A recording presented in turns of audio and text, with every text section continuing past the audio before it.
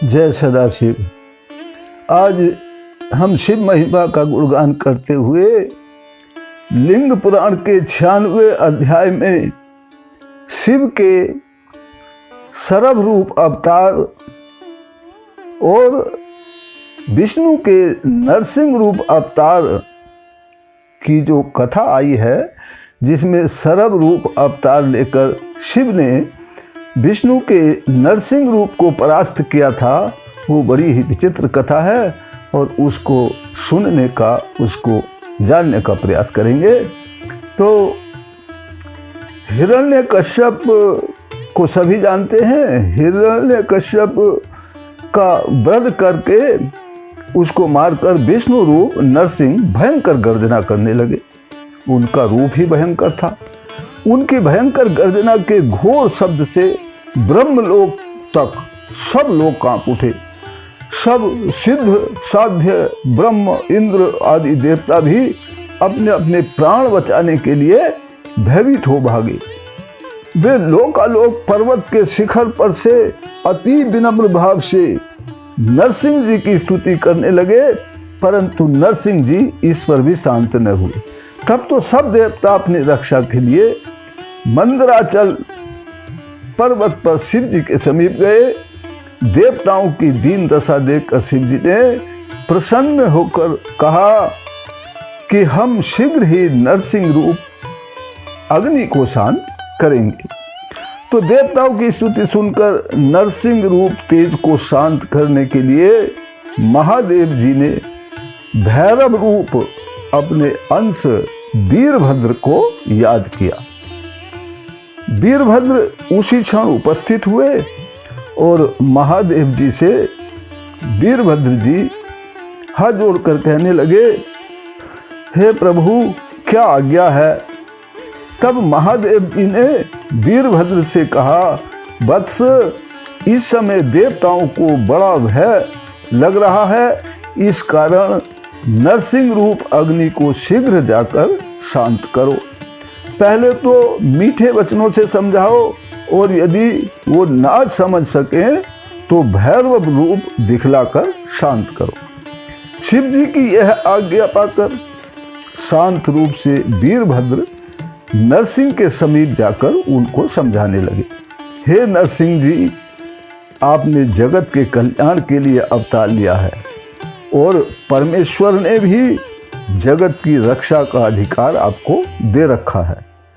मत्स्य रूप धरकर आपने जगत की रक्षा की, कूर्म और बराह रूप से पृथ्वी को धारण करके इस नरसिंह रूप से हिरण्यकश्यप का संहार किया और वामन रूप धारण कर राजा बलि को बांधा। इस प्रकार जब जब लोकों में दुख उत्पन्न होता है, तब तब आप अवतार लेकर सब दुख दूर करते हैं। आप सब जीवों के लिए उत्पन्न करने वाले हैं और प्रभु हैं। आपसे अधिक कोई शिव भक्त नहीं है। वीरभद्र जी के शांति में वचनों से नरसिंह जी की क्रोधाग्नि शांत नहीं हुई, उन पर कोई फर्क नहीं पड़ा। उन्होंने उत्तर दिया, अरे वीरभद्र, तू जहां से आया है वहीं चला जा। इस पर नरसिंह जी से वीरभद्र का बहुत विवाद हुआ।